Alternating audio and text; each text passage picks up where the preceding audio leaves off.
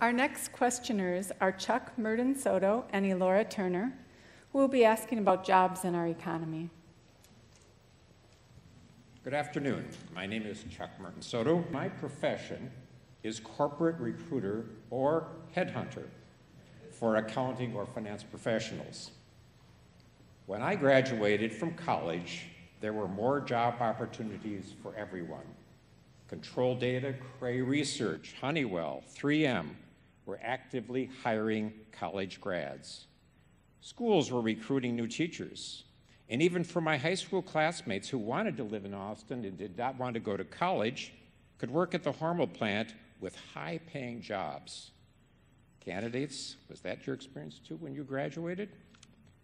Today, as a corporate recruiter, I have received more resumes of accounting and financial professionals out of work in numbers that I have not seen in 25 years.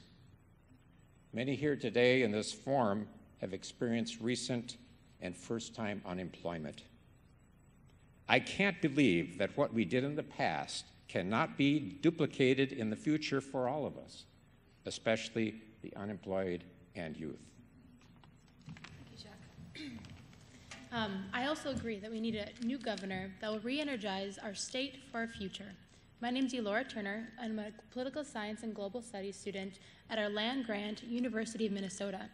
I grew up not too far away from here. My friends who went to this church share similar faith values that motivate us to better our community. At my college, my peers and I, work to achieve the developmental skills through our studies, internships, and research projects that teach us how to excel in times of ambiguity and respect each other's cultural and political differences. Most importantly, we are held accountable to our school and our local community. With this comprehensive education and training, we are promised to be ready for the working world. However, the job outlook for my peers is bleak, as many of my housemates are unemployed with college degrees. With Minnesota jobs outsourced, limited by the staggering economy, or altogether eliminated by the lack of business ingenuity, my generation seeks a better Minnesota for all of God's people. Not only that provides equitable quality of life for our future families, but also provides a positive impact for our state. Which leads Chuck, myself, and fellow Isaiah members to question, what is your bold vision to restore and create new jobs, preferably green jobs, and what specific skills do you have to lead Minnesota in achieving that vision? Thank you. When we look at the economy and the need to change things, first thing we have to recognize is that we've decided certain jobs are a priority. Private sector jobs are important. Public sector, bad thing. At least a lot of the political realm is government jobs are bad things. Teachers, child care workers, police and fire, people building our roads. I think those are pretty important things as well. I think what we have to do if we're going to build an economy that works for everybody and gets people work for everybody, recognize how many thousands of important things there are to do in society. Taking care of people in nursing homes. We don't have enough staff in them. People die prematurely because of that. Early childhood. We don't have enough people working in that field. We don't have enough people working at-risk kids to keep them out of trouble. We have so many thousands of tasks that need to be done, rehabbing our public housing, and so many thousands of people who are looking for work. We've got to put the two of those together. Sometimes that might mean public jobs. That might be critically important. We can't build an economy like in the past where the goal is to see how fast we can produce more cars, how productive we can be in producing more flat-screen TVs. In a planet with finite resources, that doesn't work. We have to work at building a better future, not a more things future. That means better educational opportunities. That means we got to make sure that people who work in childcare, who work in nursing homes, get living wages for their work. If we're going to build an economy, we're not going to do it overnight by trying to do it. Short term, I got lots of ideas on how to stimulate the economy, like they did during the Depression with public works.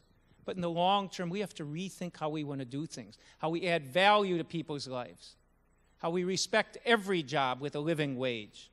That's the way we're going to build it. It's not going to be rehashed of what we've had in the past. There were great things, but this is going to have to be different. Thank you. Mr. Horner? Thank you. Well, let me answer Alora's second question first. What unique skills do I bring? 21 years ago this week, I started a small business, continue to operate it today. I know what it takes to provide good jobs, pay good wages, that provide benefits, that provide retirement benefits for people to raise families. I know what that takes. And one of the things I'm most proud of is in these 21 years, working in a volatile industry, my partners and I never have laid off a person due to economic reasons. That takes planning. That takes responsibility. That takes some sacrifice on our part. What unique skills do I bring? I think I bring the moral authority to use the bully pulpit of the governor's office to go out to other business people to say, we have an obligation to contribute to our society by keeping jobs, by holding jobs, by making sure that we're providing jobs that have good benefits, good pay, good futures, and I know we can do it because I've done it. I think Minnesota can act boldly in 3 areas to create good jobs. First, I think we do need some economic reforms. General Mills' largest cereal plant is across the border in Iowa. And we can say all we want about the polarization of government, too big, too small, but the reality is business people make choices based on what's good for the business, what's good for investors, what's good for employees. And those decisions matter. General Mills shouldn't be located in Iowa. It should be located in Minnesota. And it could have been. We need to refine our regulatory processes. Secondly, we need to invest in research. We ought to have a line item in our state budget that says to the University of Minnesota, we want you to invest in research. We want you to be a leader in innovation, in green technology, in biosciences, partnering with Mayo Clinic. And thirdly, we do need to invest in education. One of the issues no one is talking about. The only growth populations in Minnesota under 18 are Hispanics and African Americans. High school graduation rates are 60% and falling. We need to deal with that issue. We need to deal with it realistically and honestly. Thank you. Mr. Hahn? In the short term, I think we need to incentivize businesses, give them tax incentives to hire new employees. We have to create and give them a reason to create new jobs because that helps our business climate, it gets people working again, it helps contribute more to the income tax rolls.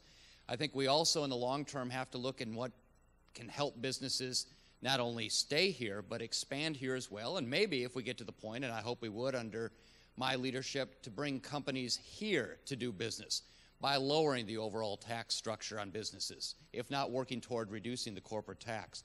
I think we need to invest in infrastructure, more light rail. The fact that we have these seemingly senseless debates and lawsuits over whether we should put light rail between the 2 cities of Minneapolis and St. Paul when it makes so much sense from a transportation standpoint, from a green standpoint, from a business and residential development standpoint, it boggles my mind that we haven't gotten over those hurdles. And I will continue to push for more expansion of transportation. Why do I think I can do this? Because I'm a small business owner, I'm a leader in what I've done, and I'm a visionary, which is a nice way of saying I can be a dreamer from time to time. In a long-term goal, one of the things I want to look seriously at for this state is health care. Not health coverage, but health care. And I think to that end, we would be wise to look at the possibility of creating a state-run hospital and clinic system that would do a number of things. It would help the poor, those who are getting GAMC, those who are getting MinCare right now. It would give people like you and me a chance to get health care at a lower expense than we're paying through our insurers right now. It would give employers the ability to give coverage for their employees and pay less than they're paying now. It would not replace the current system, but it would create a bona fide alternative. In addition, I was watching Tom Brokaw's report the other night on CNBC. We have boomers who are getting to retirement age. Number one concern is health care, and this would help as well. Thank you.